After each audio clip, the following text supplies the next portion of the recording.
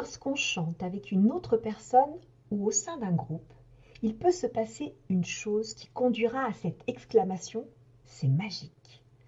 Un peu comme cet instant entre deux notes de musique, où l'une n'est pas terminée, alors que la suivante vient de commencer. Où commence-t-elle? Où finit-elle? Difficile de répondre, n'est-ce pas?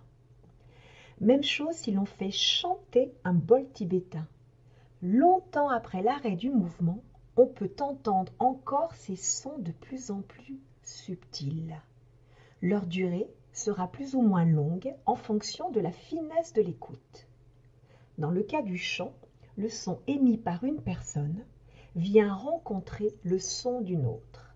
Dans certaines conditions, en plus des harmonies agréables à entendre, une troisième voix s'invite. Ce n'est possible qu'à 4 conditions. Chacun prend sa place, ni moins ni plus fort que l'autre. Chacun vibre totalement le son, il traverse tout le corps. Chaque personne est très présente sur tous ses plans, mental, physique, émotionnel, spirituel. Chacun est très à l'écoute, ce qui permet d'ajuster l'ampleur de sa voix pour garder cet état de grâce. Il y a alors 3 écoutes, sa voix, celle de l'autre et celle du groupe. L'intention du son. Elle est claire, sans parasite et dirigée au centre.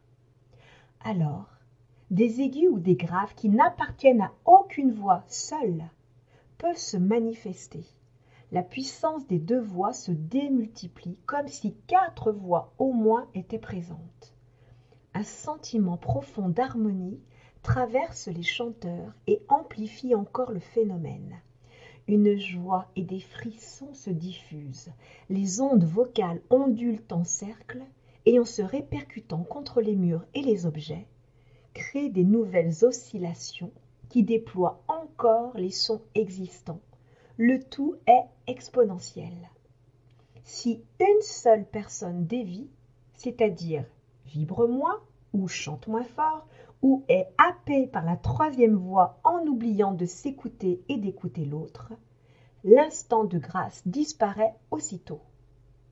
Si l'on transpose à une mise en présence d'au moins 2 personnes, que ce soit pour une discussion ou une réunion professionnelle. 4 conditions. Chacun occupe son espace, ni plus ni moins. Personne ne se sous-estime ou ne se surestime. Chacun est très à l'écoute de comment les mots ou la présence de l'autre fait bouger son intérieur. Il se pourrait même que les mots viennent alors du cœur. Il n'y a pas de confrontation d'idées. Elles viennent se frotter les unes contre les autres pour créer l'étincelle qui donnera naissance à des idées nouvelles jamais vues, jamais entendues. Chacun écoute sans interrompre l'autre, puis prend la parole, en étant profondément écouté. Cela permet de s'ajuster aux mots de l'autre sans les interpréter. Cela permet de maintenir l'équilibre entre l'autre et soi.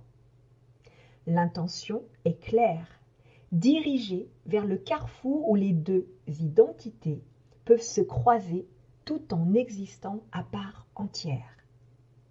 Quel état de grâce pourrait en découler? Je me le demande. Si on regarde bien, des 3e, 4e, 5e, etc. voix VOIES existent toutes en potentialité. À chaque rencontre, elles peuvent émerger, chacun apportant un regard, une sensibilité, un vécu. Cela va donner une couleur nouvelle à cette 3e voix unique. Les conditions n'étant jamais les mêmes, personne en présence ou en état intérieur différent à chaque rencontre. Que de possibles nouveaux à chaque rencontre.